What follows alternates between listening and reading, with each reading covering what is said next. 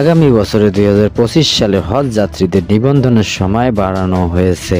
নতুন সময় অনুযায়ী আগামী 15 ডিসেম্বর পর্যন্ত হজ নিবন্ধন করতে পারবেন হজ যেতে ইচ্ছুকরা। বৃহস্পতিবার ধর্ম মন্ত্রণালয়ের উপসচিব মোহাম্মদ রফিকুল ইসলাম গণমাধ্যমকে এই তথ্য নিশ্চিত করেন। এ পর্যন্ত সরকারি ও বেসরকারি মিলিয়ে মোট 39,758 জন হজ যাত্রী নিবন্ধন সম্পন্ন করেছে।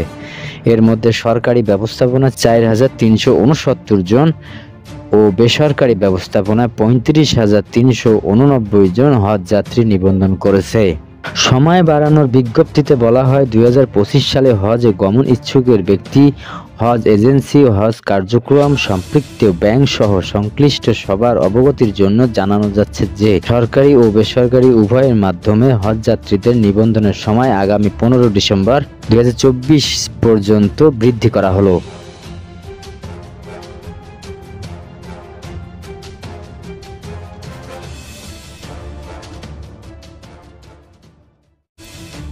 চট্টগ্রামে আইনজীবী সাইফুল ইসলাম হত্যার প্রতিবাদে দিনের দ্বিতীয় দিনের মতো বন্ধ রয়েছে আদালতের কার্যক্রম। চট্টগ্রামে ৭৪টি আদালতে কোনো শুনানি হয়নি। সকালে জেলা আইনজীবী সমিতির পতাকা অর্ধনির্মিত রাখা হয়। কালো ব্যাজ ধারণ করে প্রতিবাদ জানায় আইনজীবীরা। আইনজীবী খুনের আসামিদের গ্রেপ্তার ও ফাঁসির দাবিতে আদালত প্রাঙ্গণে মানববন্ধন করেছে বেসরকারি বিশ্ববিদ্যালয়ের আইন বিভাগের প্রাক্তন শিক্ষার্থীদের সংগঠনগুলো। এর মধ্যে আন্তর্জাতিক ইসলামী বিশ্ববিদ্যালয়, প্রিমিয়ার বিশ্ববিদ্যালয়, south university, port city international university রয়েছে। চট্টগ্রাম জেলা আইনজীবী সমিতির সভাপতি নাজিমুদ্দিন চৌধুরী বলেন, কালো ব্যাজ ধারণ করে হত্যার প্রতিবাদ জানাচ্ছে আইনজীবীরা। জোহরের নামাজের পর কোর্ট হিল মসজিদে নিহত আইনজীবী সাইফুল ইসলামের আত্মার মাগফিরাত কামনা করে দোয়া হয়েছে। সরজমিনে দেখা যায় সহকর্মীকে হারিয়ে শোকাহত আইনজীবীরা। আদালত প্রাঙ্গণে সোনালী ব্যাংকের সামনে কয়েকজন আইনজীবীকে স্মৃতিচারণ করতে শোনা যায়। নগর পুলিশের উপকমিশনার প্রসিকিউশন এর এম.এন. হুমায়ুন কবির বলেন, চট্টগ্রাম আদালতের সব কার্যক্রম বন্ধ থাকার কোনো মামলা শুনানি হচ্ছে না। মামলাগুলো পরবর্তী তারিখ রাখা হচ্ছে। দ্বিতীয় দিনের মতো বন্ধ থাকার বিষয়টি বিচার প্রার্থীরা আগে ভাগে জানতে পেরে আদালতে আসেনি, তবে কিছু লোকজন এসে ফিরে যান। গত মঙ্গলবার দুপুর 12:30টার দিকে চট্টগ্রাম আদালতের রাষ্ট্রদ্রোহী মামলার গ্রেপ্তার হওয়া চিন্ময় কৃষ্ণ দাস ব্রহ্মচারী জামিন মঞ্জুর না করা হয়। পরে তাকে কারাগারে পাঠানোর জন্য প্রিজন ভ্যানে তোলা হয়। তখন চিন্ময়ের অনুসারীরা প্রিজন ভ্যানে আটকে দেন। তারা এই সময় বিক্ষোভ শুরু করেন। পরে police, border guard, Bangladesh BGB লাঠিপেটা করে সাউন্ড গ্রেনেড ছুড়ে বিক্ষোভকারীদের ছত্রভঙ্গ করে দেন।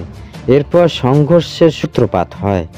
2.5 ঘন্টা পর বেলা 3টার দিকে চিন্ময় কৃষ্ণ দাস ব্রহ্মচারীকে কারাগারে নিয়ে যাওয়া হয়।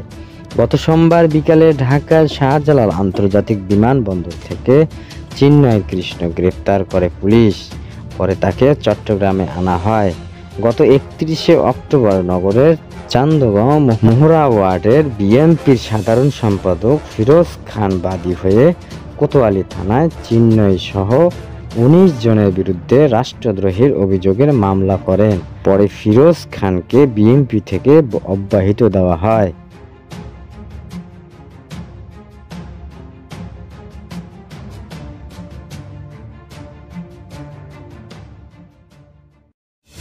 ইসকনের এক নেতার গ্রেপ্তারকে কেন্দ্র করে চট্টগ্রামের আইনজীবী হত্যা ও বিশৃঙ্খলা সৃষ্টির যে কোনো অপচেষ্টার বিরুদ্ধে সরকার কঠোর অবস্থান নিয়েছে বলে হাইকোর্টকে জানিয়েছেন রাষ্ট্রপক্ষ। আজ বৃহস্পতিবার রাষ্ট্রপতি ফাহা মাহবুব ও দেবাশিস রায় চৌধুরীর সমন্বয়ে গঠিত হাইকোর্ট ব্রাঞ্চকে এসব তথ্য জানানো হয়।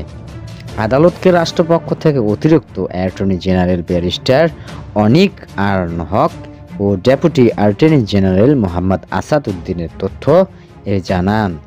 রাষ্ট্রপক্ষ জানিয়েছেন বিষয়টি এখন সরকারের টপ প্রায়োরিটিতে।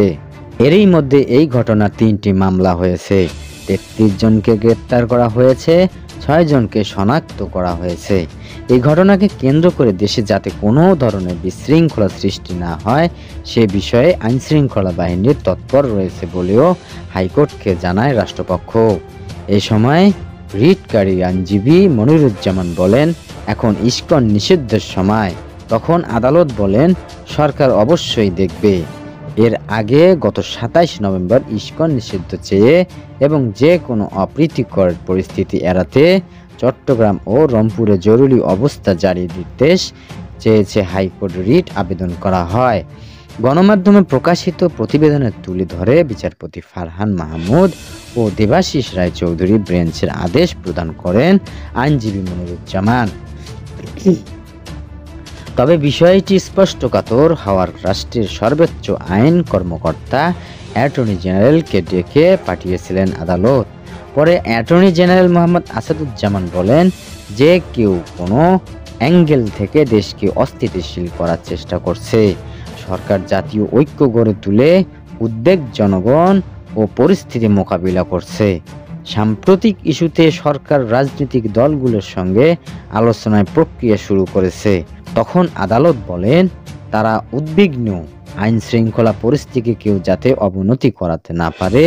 এরপর ইসকন ও সাম্প্রদায়িক ইস্যুতে সরকারের পদক্ষেপ আজ বৃহস্পতিবার মধ্যে জানতে নির্দেশ দেওয়া হয় হাইকোর্টকে।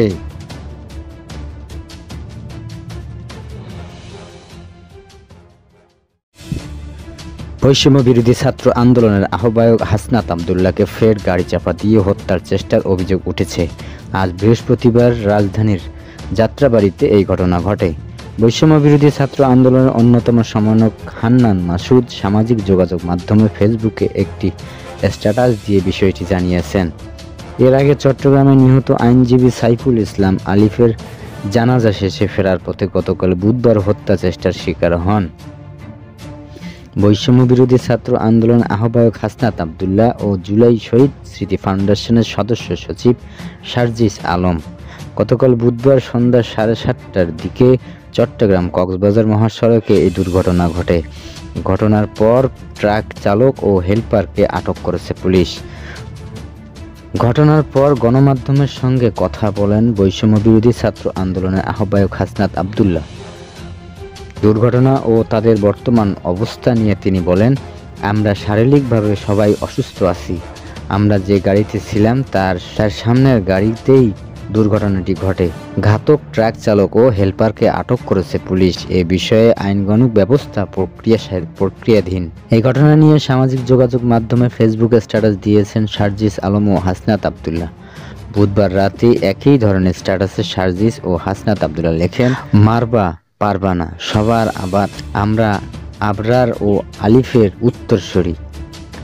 আমরা আবরার ও আলিফের উত্তরসূরি, মনে রেখো শহীদেরা মরে না।